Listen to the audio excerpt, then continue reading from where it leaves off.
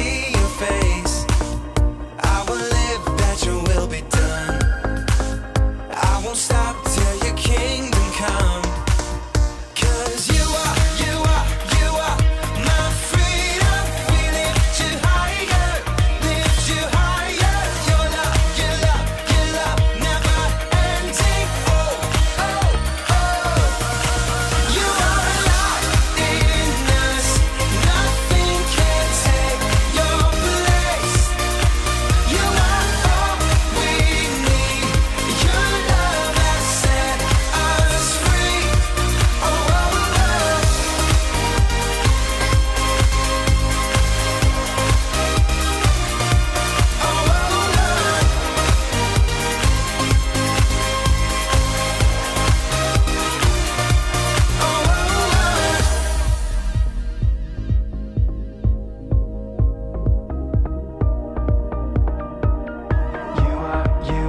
You are my freedom. We lift you higher. You are my freedom. We lift you higher, lift you higher. Your love, never ending. Oh, oh, oh. You are alive in us. Nothing can take your place. You are all we need. Your love has set us free. You are alive in us. Nothing can take your place. You are all we need. Your love has set us free. Oh, oh, oh.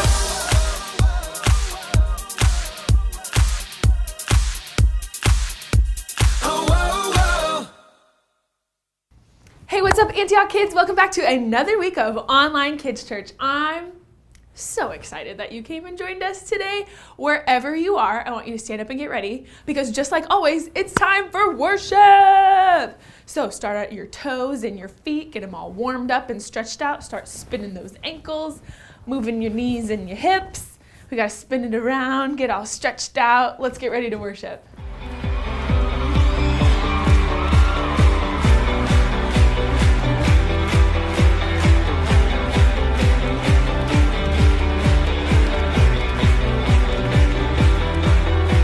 At break of day, in hope we rise. We speak your name. We lift our eyes, tune our hearts to your beat. Where we walk, there you be. With fire in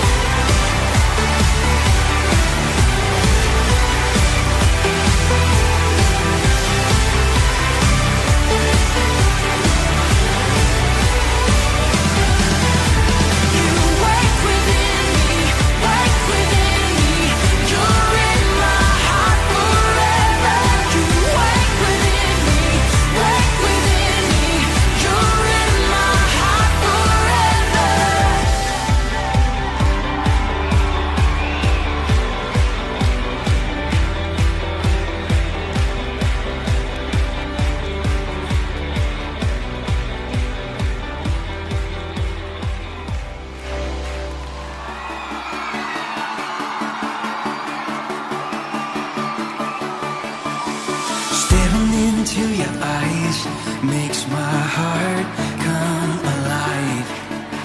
Suddenly brought to life when I met you. Reaching beyond the skies, running deep, stretching wide. Perfect love realized here with you. Come on now. Now this love is for real, you will never let go, never let go. Oh, and it's more than just words, love beyond my control, out of control. Hands up! This is real love, this is real love. See, this is real love, this is real love. Oh.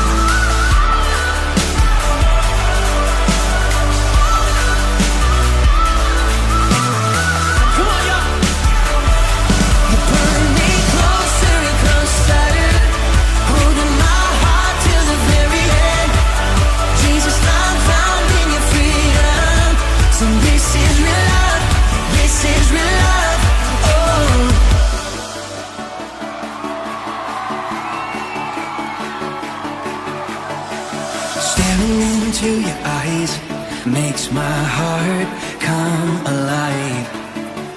Suddenly brought to life when I met you. 1, 2, 3, jump! This is real love, this is real love. This is real love, this is real love. Oh.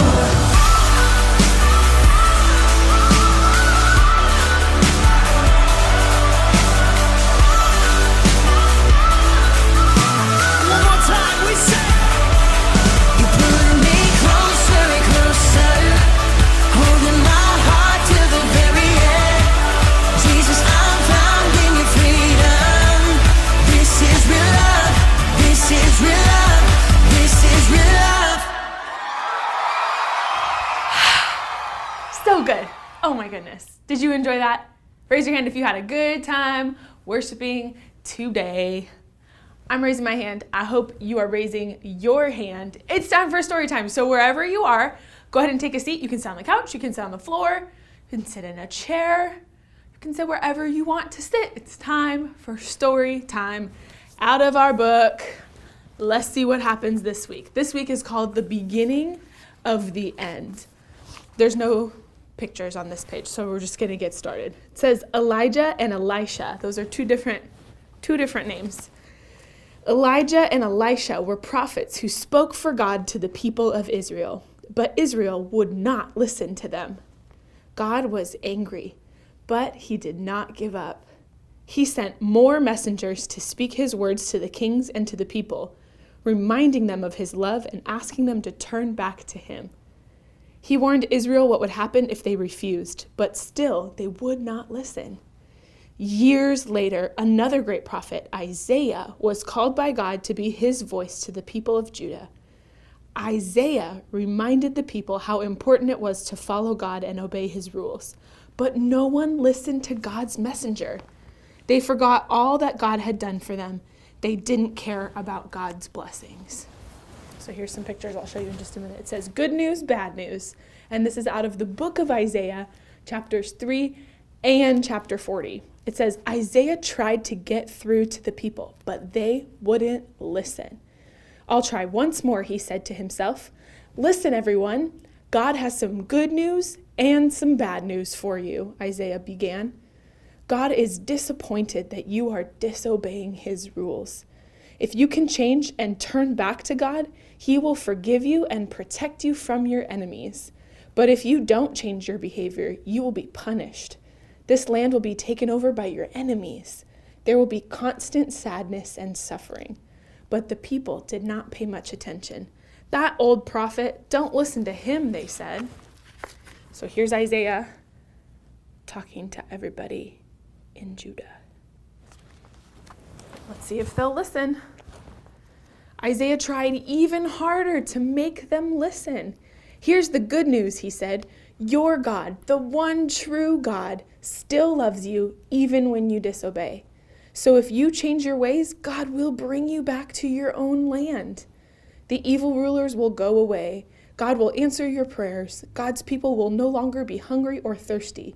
You will have picnics on the hills and happy days with your children. There will be sheep grazing in the pastures. The Lord will comfort Israel again and make her deserts bloom. Faithful Isaiah tried his best to convince the people to make good choices.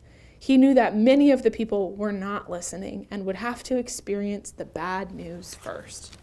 So there he is again talking, telling them what it could be like, the good news, but realizing that they might not choose to listen to God and they might have to have the bad news first. Have you guys ever been in a situation where you are not listening to whoever's in charge?